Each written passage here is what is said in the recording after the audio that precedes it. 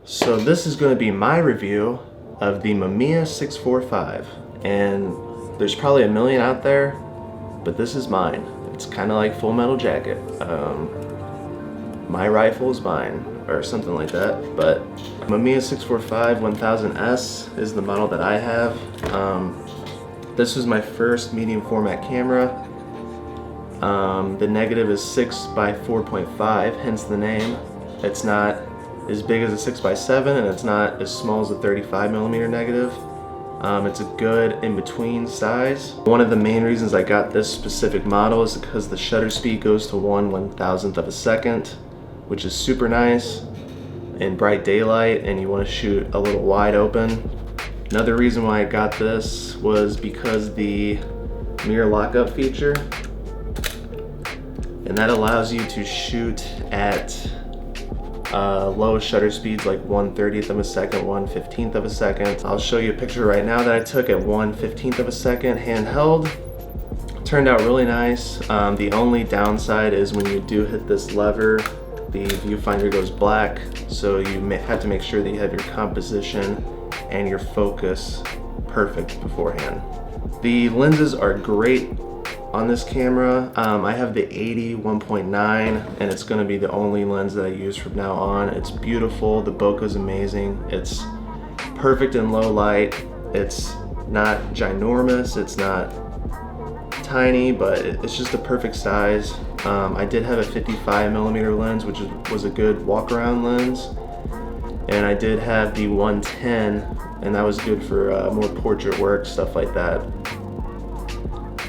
So like I said, this is smaller than a 6x7. You get 15 shots per roll, which is nice. I find myself on 35mm film just shooting a couple blanks at the end, just so I can go develop the roll.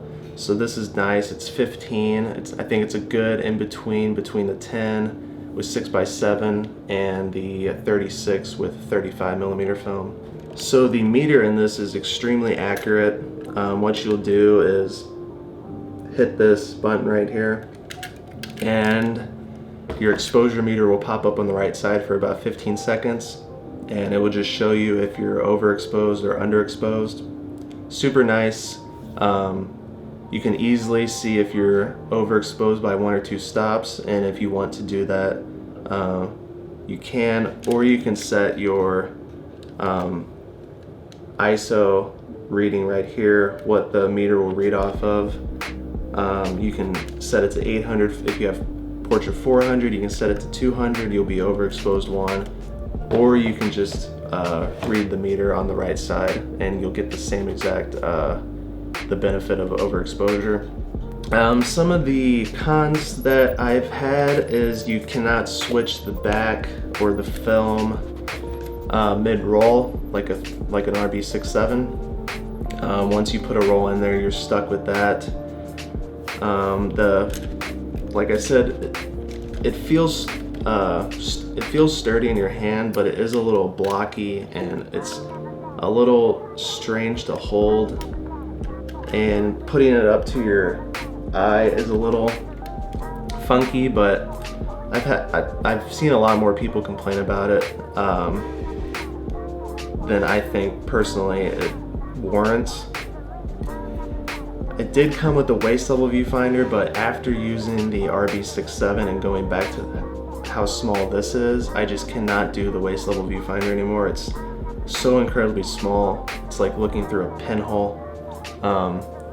So I don't see myself going back to that, and I just like the idea of hitting a button and getting exposure correctly instead of using a light meter, which is super nice. So this is the RB that I have with the 127 lens, and you can see the size difference. Yeah, that's my review, and I'm sticking to it. After I got the RB, I was thinking about getting rid of this, but after I bought the 80 1.9, I'm gonna have this camera until the end of time. Just the way that it looks, the way that it works, it's perfect for me. I can take this, I can travel with this. It's just a perfect in between 35 and 6x7. So if you're looking to get into medium format, highly recommend this camera. They go for about 300 to 400, I think, on eBay. So you're not spending as much as an RZ or an RB, but you're getting a little more bang for your buck compared to a 35mm. So I hope you enjoyed this review, and I look forward to making the next video.